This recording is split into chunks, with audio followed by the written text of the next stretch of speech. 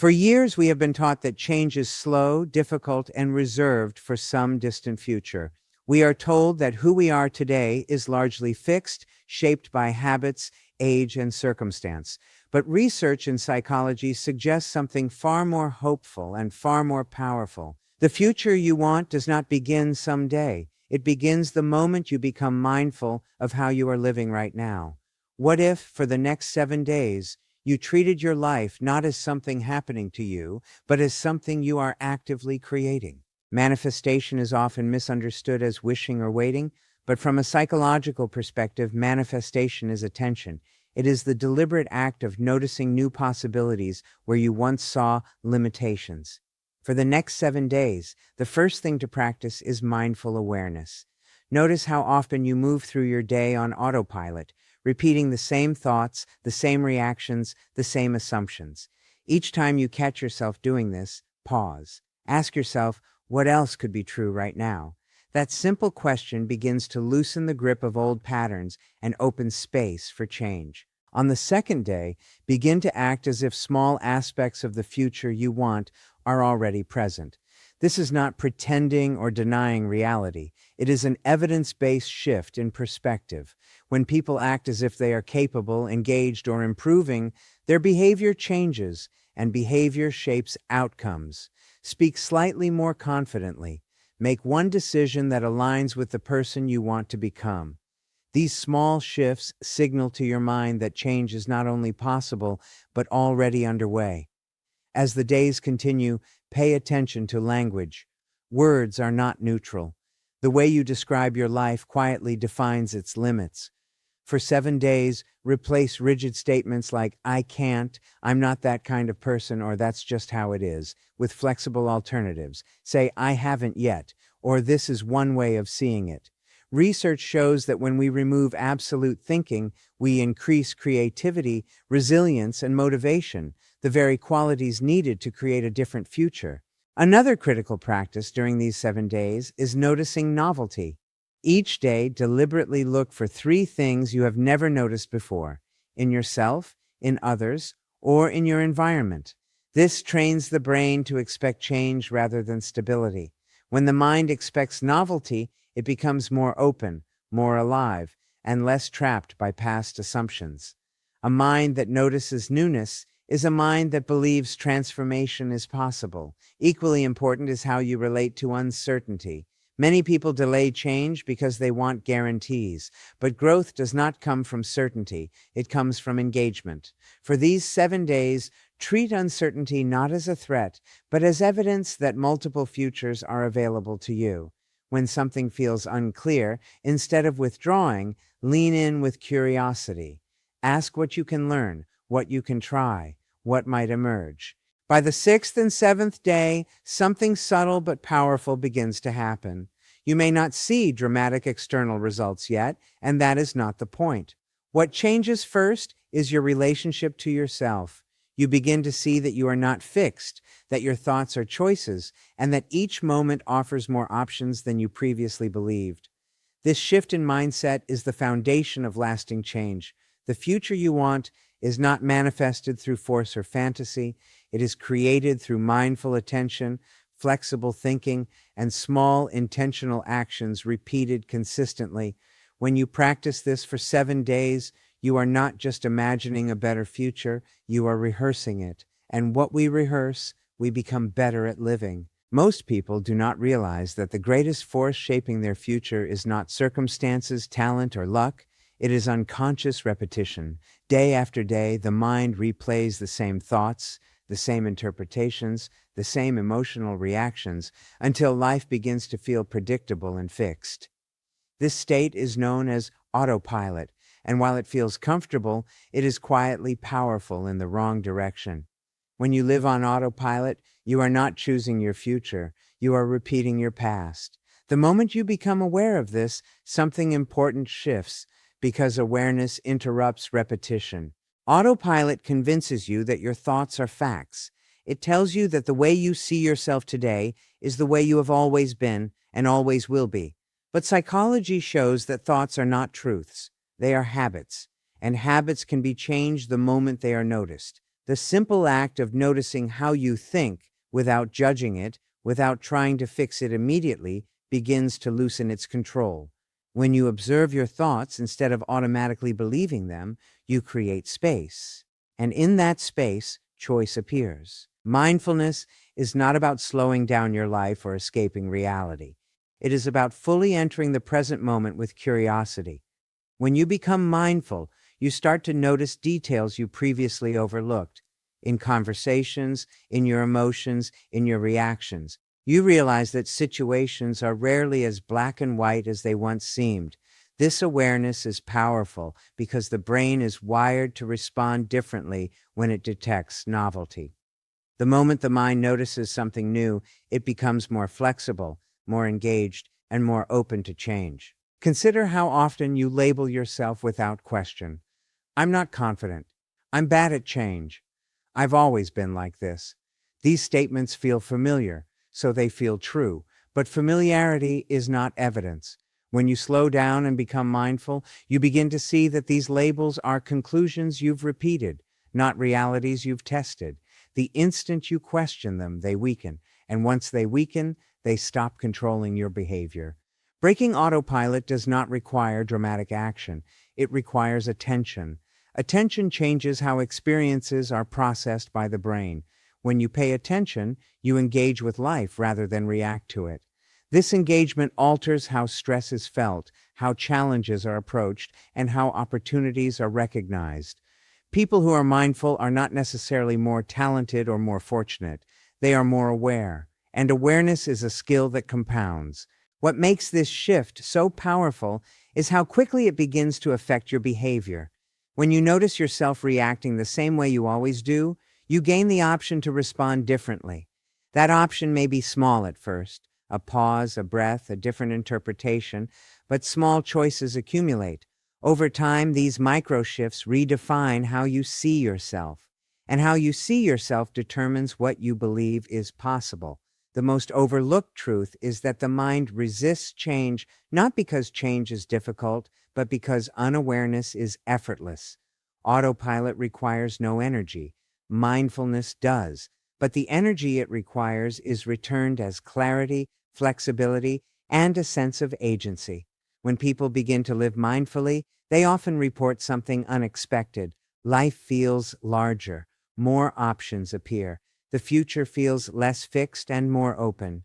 Once you experience even a brief moment of awareness, truly noticing your thoughts instead of being controlled by them, it becomes difficult to return fully to autopilot. You start catching patterns before they run your day. You begin to realize that you are not your past reactions, your old narratives, or your automatic fears. You are the awareness that notices them, and that awareness is the starting point of every meaningful transformation. When you wake up your mind, you do not force change. You allow it, and the future begins to shift, not because you chased it, but because you stopped unconsciously repeating what no longer serves you. Most people believe they must wait for confidence before taking action, for clarity before making decisions, and for certainty before stepping forward. This belief feels responsible and logical, yet it quietly keeps people exactly where they are. Psychological research suggests the opposite. Confidence is not a prerequisite for action. It is a result of action. When you act as if change is already possible, you are not deceiving yourself. You are training your mind to recognize new evidence. The human brain constantly updates its sense of identity based on behavior. Every small action sends a message about who you are and what you are capable of. When you wait to feel ready, the brain receives no new information and the old identity remains intact. But when you take even a modest step in the direction of the future you want, the brain is forced to adjust its expectations. This is how internal change begins, not through belief alone, but through experience. Acting as if does not mean ignoring fear or pretending obstacles do not exist. It means behaving as though growth is available, even while uncertainty is present. When someone speaks slightly more clearly in a meeting, applies for an opportunity they feel unqualified for, or sets a boundary they have never set before, they are not claiming mastery. They are signaling possibility. That signal matters more than the size of the action itself. What makes this approach powerful is how quickly it reshapes perception. The moment you behave differently, the world responds differently. People listen differently. Situations unfold differently. And the mind, always looking for consistency, begins to align its self-image with these new interactions. Confidence emerges not because fear disappeared, but because competence began to form through repetition. Many people underestimate how small an action can be while still being transformative.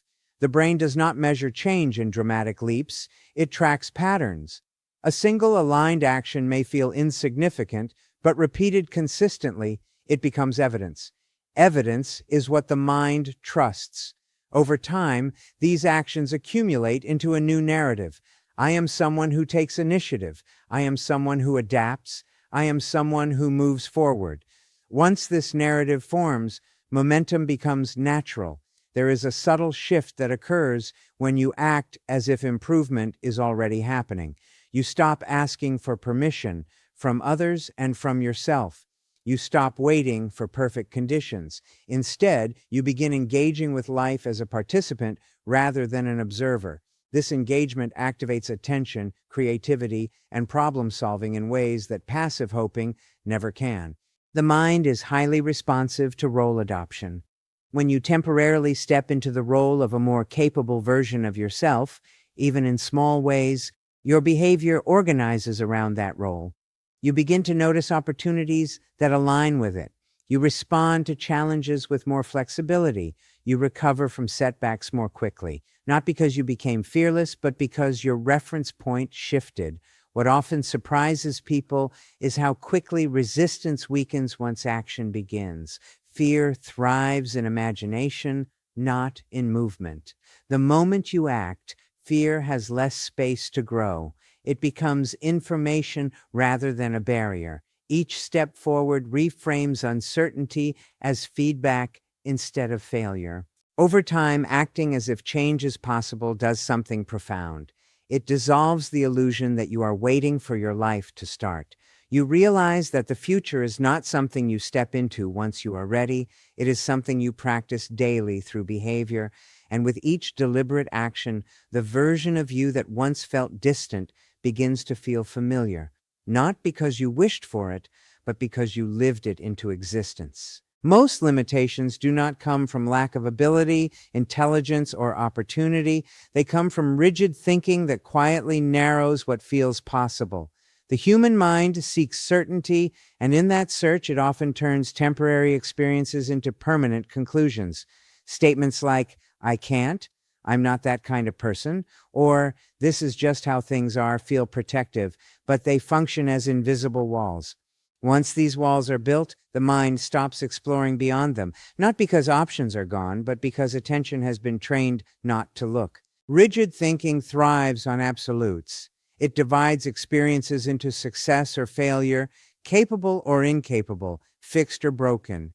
This style of thinking creates the illusion of stability, but it comes at the cost of growth.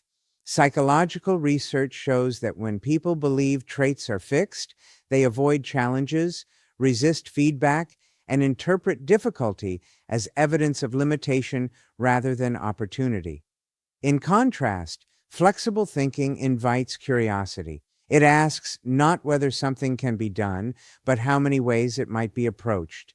The most powerful shift begins with language. The words you use to describe your experiences shape how the brain categorizes them. When you say, "I failed," the mind closes the case. When you say, "This is one result," the mind stays open.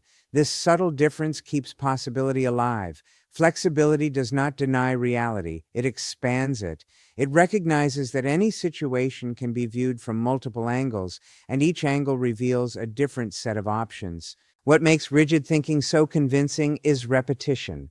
When a thought is repeated often enough, it becomes familiar, and familiarity is mistaken for truth. Over time, these repeated interpretations harden into identity. You stop saying, "I struggle with this," and start saying, "I am bad at this." The moment a challenge becomes an identity, effort feels pointless. But when identity is loosened, effort returns its power. Flexible thinking reintroduces choice. It allows you to hold uncertainty without rushing to judgment. Instead of asking, "What's wrong with me?" you begin asking, "What might I try next?" This shift changes how the nervous system responds to challenge. Stress becomes information rather than threat. Curiosity replaces defensiveness, and with curiosity comes learning. One of the most overlooked benefits of flexibility is resilience. People who think flexibly recover faster from setbacks because they do not see outcomes as final. A disappointment becomes data. A mistake becomes feedback. This does not mean minimizing pain or frustration. It means refusing to let one interpretation define the entire story. When you can generate multiple explanations for an experience, you reduce its emotional grip and increase your sense of control. Possibility expands when you stop demanding certainty before action. Rigid thinking waits for guarantees. Flexible thinking experiments. It understands that clarity often follows action rather than precedes it. By allowing yourself to be in progress rather than perfect, you create movement. Movement generates insight. Insight fuels further movement. This cycle is how change sustains itself. Perhaps the most transformative aspect of flexible thinking is how it reshapes identity. Instead of seeing yourself as a fixed set of traits, you begin to see yourself as a dynamic process. Someone who is learning, someone who is adapting, someone who contains more potential than any single moment can reveal. This perspective does not just open doors, it dissolves the belief that doors were ever locked. When rigid thinking loosens its grip, the future stops feeling narrow and starts feeling negotiable. You are no longer confined by who you think you have been. Each moment becomes a chance to reinterpret, re-engage, and redirect. And with that shift, possibility is no longer something you hope for. It becomes something you actively generate through how you choose to think.